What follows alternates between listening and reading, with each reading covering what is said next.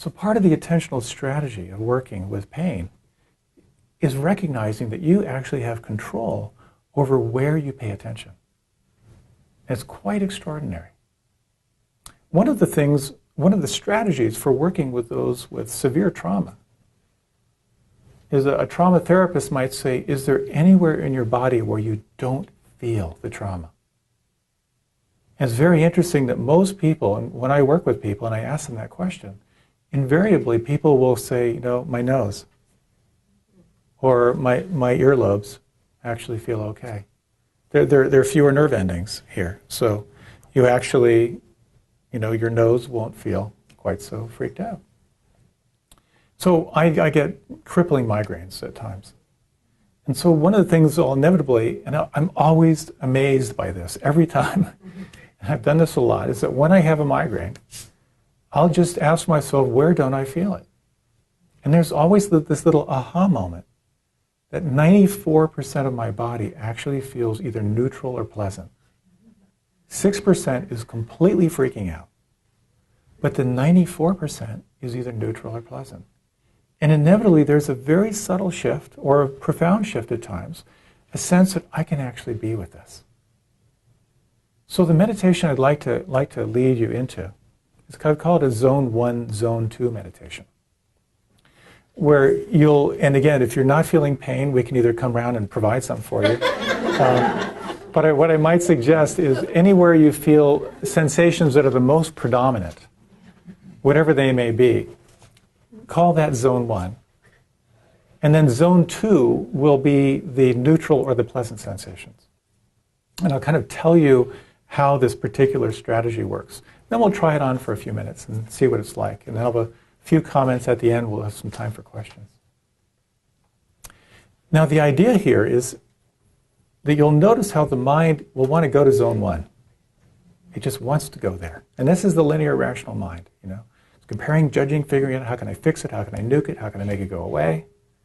What I'll be inviting you to do is to guide your attention to Zone 2. Guide your attention to the pleasant and neutral sensations. And the idea here is that you let your awareness be kind of like a butterfly. And I'll invite you to sense if you can notice specific parts of the body and name the part of the body and the quality of feeling. So it might be right elbow, relaxed. Back of the left knee, soft. And then we're going to explore what might shift on the inside. So if you like, you can close your eyes. This will be about a 6 or 7 minute inquiry here. You might just take in a nice long deep breath and exhale, soften on the out-breath. And if there's anywhere that you can sense inside that has a quality of unpleasant, or anywhere you feel the sensations that are the most predominant, you can call that Zone 1. And if they shift or move or change, as they very well might, then you can notice another part of the body and call that Zone 1. And as you identify Zone 1, you might just sense, is there a shape that you can discern? Or a color that you might associate with it? And then let your attention spread out through the whole body and identify Zone 2. Anywhere that you feel a sense of either neutral sensation or pleasant sensation. And your task here will be to keep your attention in Zone 2. If you notice the mind wandering back to Zone 1, that's okay. Just escort it back to Zone 2. And let your attention move freely, kind of like a butterfly. Naming different body parts, the quality of feeling in Zone 2.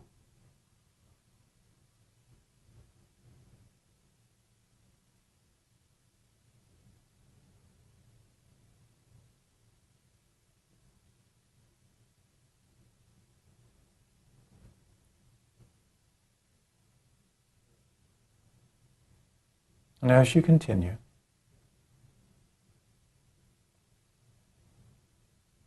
you might sense if there is any any shift in this relationship between zone 1 and zone 2.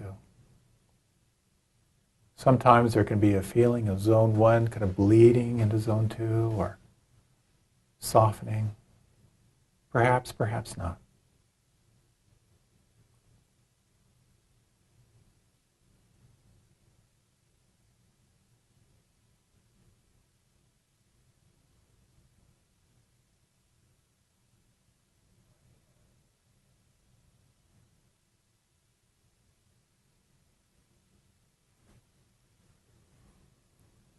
And as a little experiment, you might bring your attention to zone 1, where you feel either predominant sensation or a quality of unpleasant. And sense if you can let your awareness be here, like a butterfly, kind of moving from point to point. Can you describe the location? And can you describe a quality of the feeling tone?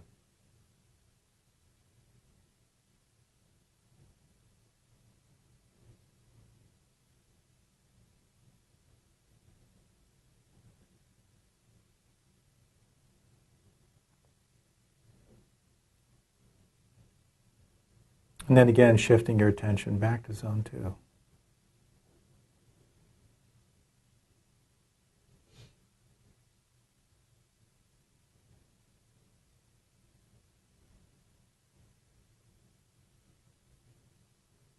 And then releasing all technique. And just take a few moments to let your awareness open through the whole body. And again, sense whatever may have shifted, whatever is present right here and right now.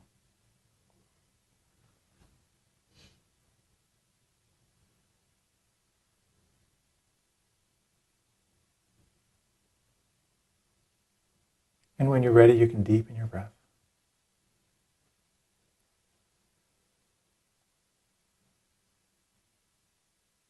And if you like, you can begin to open the eyes, or remain with the eyes closed.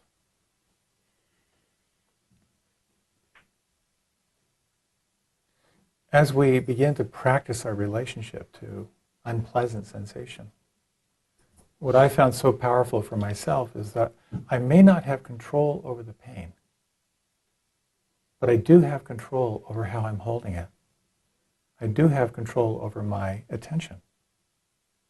About a month ago, I was having some dental work, not one of my most favorite experiences. And I chose to use my hands as an anchor through that whole experience. And I kept my attention in my hands. And it was quite an interesting experience to notice how my mind would want to go to fixate on the unpleasant sensation. And when I would guide my attention back to my hands and relax my hands, it became bearable. So there are many different meditative strategies for working for pain, and this is just a little sample. But it can be an enormously powerful technique to realize that how you hold your experience makes a big difference. There's a formula that's oftentimes used in mindfulness that's P times R equals S. Pain times resistance equals suffering. You can have a lot of pain, but find a way not to resist it. And your suffering, your stress will be somewhat minimal. At the same time, you can have just a little bit of pain and a lot of resistance, and the stress and the suffering will be huge. So recognizing, remembering that there are attentional strategies that can really make a difference can be quite powerful. So whenever you find yourself encountering discomfort, again, physical, emotional, mental turmoil, this formula can be very, very helpful. Can you name it? Can you recognize what's here? Is it possible to allow it, to make room for it? Sometimes it's not. Sometimes you need help, someone to accompany you through it. But if you can, there's a kind of a jujitsu that happens, that you move from that fixation to a little more space. You make more room for it. When you actively begin to investigate a sense of kindness, you can feel a shift sometimes. And perhaps this is the most important element of the practice. is shifting from this, the judgment, the criticism, to a quality of friendliness. There's a beautiful story, if you're familiar with the movie Gorillas in the Mist. The original researcher, when he went to visit the gorillas, back deep, deep, deep in the bush, that very, very few people who were hunters never really saw the gorillas. But he went unarmed, and he was able to hang out with the gorillas, and he was able to see things that no one had ever seen before. And when he came back and he reported his discoveries, people were flabbergasted. How did he get access to that? And they realized the difference was he was unarmed. That the gorillas realized that he was there not to do harm. And when it's possible, and again, it's so easy to say, just not easy, not an easy thing. When you can bring a sense of kindness, investigating your experience, no matter what you may be experiencing, physical pain, depression, this is where new possibilities begin to arise. So when you're experiencing physical pain, there's always a contraction of some kind. And then a desire to nuke it, generally, is what I find. Usually what we do whenever we encounter anything unpleasant is we either want to eliminate it, or we want to remove ourselves. And of course, that's where we begin to build in sort of like a pathological response. So that's where we can begin we reinforce that pattern. Oh, here's pain, I'm going to run. Or here's pain, I'm going to explode with anger. Or here's pain, I'm going to freeze up. So when we experience physical pain, it's such a very deep and powerful practice to find a way to be with it, to find a way to bear it. And so one strategy can be, and this is what we found, that's where I think like trauma is such a profound example, to find a way to be with it. Just to kind of like dive deeper into the sort of the strategy of like sensing where you don't feel it. And again, in trauma therapy, it's called titration or pendulation. So you might move to like, so what I would notice, to give you an example, like when I'm having my tooth drilled on, and I have my awareness in the palms of my hands, just relaxing the palms of my hands. That what I would do is I would sort of like, okay, well, let me check out what this feels like. So I'd bring my attention to the sensation of the drill, in my tooth. And then it was too much. I bring my attention back to my hands. And what happens is you have a sense that you can be with the pain, not all at once, but perhaps you can be with it in little bite-sized pieces. You can come up to the edge of the sensation. Just kind of let it know you see it. And then swing back to a place where you have more of a resource state. So that's one strategy that can be very, very helpful. So this is a fascinating thing. So when you're working for grieving or sadness, the question becomes then, what is an emotion? And I've really come to see that an emotion is a psychobiological event. That you're experiencing it on a mental level. Here's the sadness. But if you really pay attention, you're going to be experiencing it on a physical level too. Then the question becomes, can you locate sadness? What does sadness feel like? And if you can find that, and maybe it's sort of like an ache, a heaviness around the heart, or a sense of like a tightening in the throat, like you're going to cry. If you can, again, back to that acronym, if you can recognize it, oh, here it is. I've located what sadness feels like inside. Then the next question is, can I allow this? Can I actually make room for this experience? And then, if you can, and again, you can't all the time, can you be even more intimate with it? And in being intimate with it can have a sense of how does this want me to be with it right now? What does this need right now? And that can take you to a very vulnerable place. But there can be some very powerful information that experience might have for you. And you might find that as you're inquiring into sadness that, well, what it really needs is just for you to pay attention to it for a while. Or maybe what it needs is for you to take some time and reach out and talk to someone. And that's part of this inner dialogue. And what I find is that when we can sort of move from our thought into the body doesn't lie. It'll give you a sense, it'll be a very intimate relationship with that inner experience. You know, I really see that these mindfulness strategies, they are technologies. You know, they're formulas that you can apply that absolutely will make a difference. It's quite extraordinary. And part of it is about how we shift attention. Again, with pain, we move into a very narrow focus. You know, it's all about the pain, how to get rid of it, caught in that tightly bound cycle of reactivity. When we can open our focus somehow, and when we can just sort of like remind ourselves, you know, of non-judging awareness, can I just be with it? The frame opens up a little bit. And you're describing a beautiful practice of reflecting on others who feel this pain. You know, just reminding yourself other people feel this too. It makes it an even bigger space. There's a wonderful poet who said, every now and then it's important to take the 3,000-year view. And I was late to a class, you know, traffic was not cooperating with me, and just, you know, all tight and gnarly. And I remember that line, like, okay, so let me take the 3,000-year view. It wasn't quite as tight. And again, we you know, our strategy is basically to freak out around pain.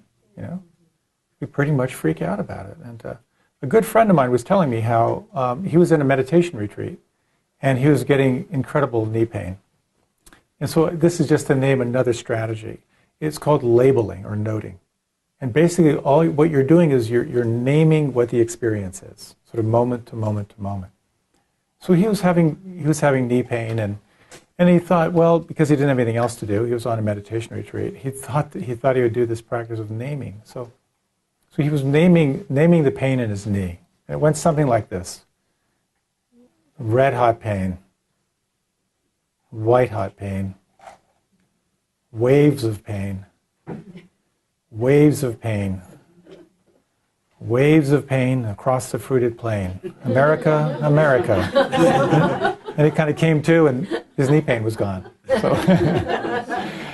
So one strategy of working with pain is to notice where you don't feel it. Another strategy sometimes can actually be to go right into it. There's a wonderful meditation teacher called Joseph Goldstein who says when you experience strong sensation, if you have the concentration and the mindfulness to do this, if you bring your attention right into it, he calls it connecting the dots. You try to locate where you feel the most intense sensation. And you'll notice that it's almost like it's under a microscope. It's like there are electrons. It's moving around. And that can sometimes open it up and shift your relationship to it as well. So the long-term effects of meditation. Perhaps before I go into that, let me kind of preface, how do you meditate? How do you make time in a busy day to meditate? This is a real challenge. Well, and here's the thing. As soon as you begin to meditate, you'll experience something called meditator's guilt. You're not meditating long enough, often enough, deep enough. So part of the strategy is to find a way that you can build this into your life. And I remember I did a lot of meditation training at the World Bank. There was a woman there, one of the top managers at the bank, and she was from Russia. And she was very into the class, but she said, meditation is good, I understand, but I have no time. I said, you have 10 minutes a day? He goes, no, do not have 10 minutes. I said, could you do 5 minutes? She goes, no, do not have 5 minutes. I said, well, could you maybe just do and we talked about mindful moments, like when the phone rings, take a breath before you pick it up. When you start your car, take a breath. When you're at the traffic light, just take a breath, like build in those mindful moments. So she thought about that. Then she came to class one day. She was all excited. She said, I have figured it out. I have found my meditation time. I said, tell me. She goes, when I plug my electric tea kettle in the morning, from the time I plug it in to the time it whistles, that is my meditation time.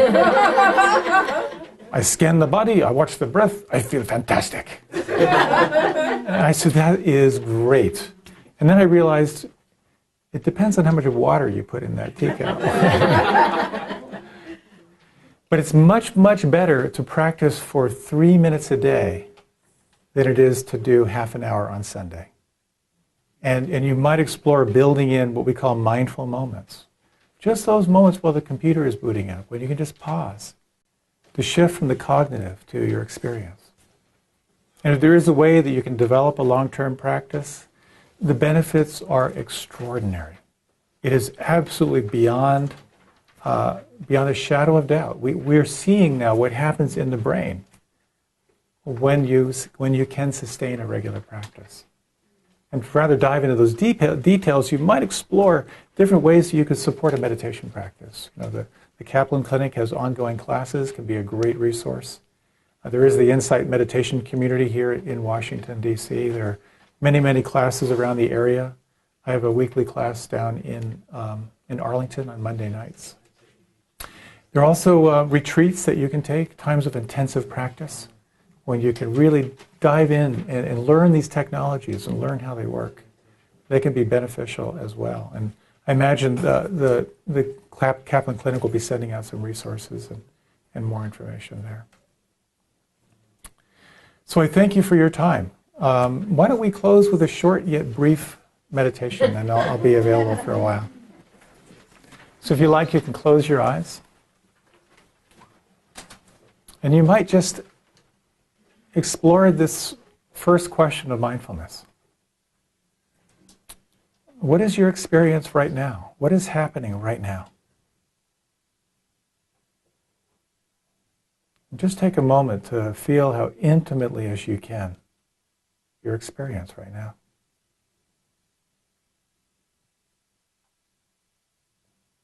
The second question, can you let this be? Can you be with this?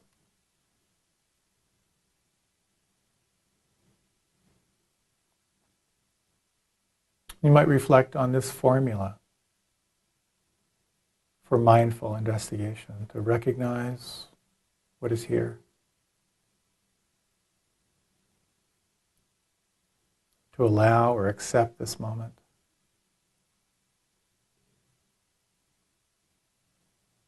to be even more intimate with what is here, the experience on the inside, and even the thoughts, the beliefs that are present right now. Sensing who you are as the witness, as the observer. And you might, for just a moment, as you investigate this moment, can you bring in a quality of kindness, of empathy or compassion? And as you do so, how does this shift or change or move on the inside?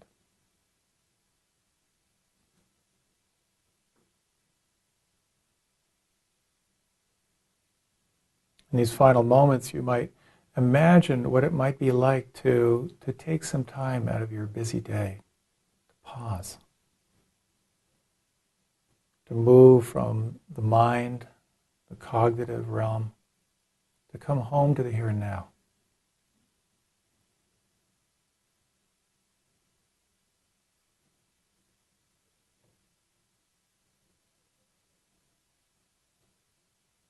And as you're ready, gently deepening the breath.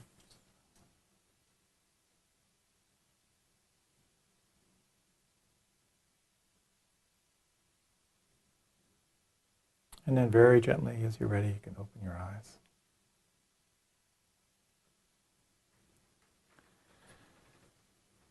Thank you for your kind attention. It was great to be here with you. Thank you, Dr. Gary, for creating this space and all the ways that you serve.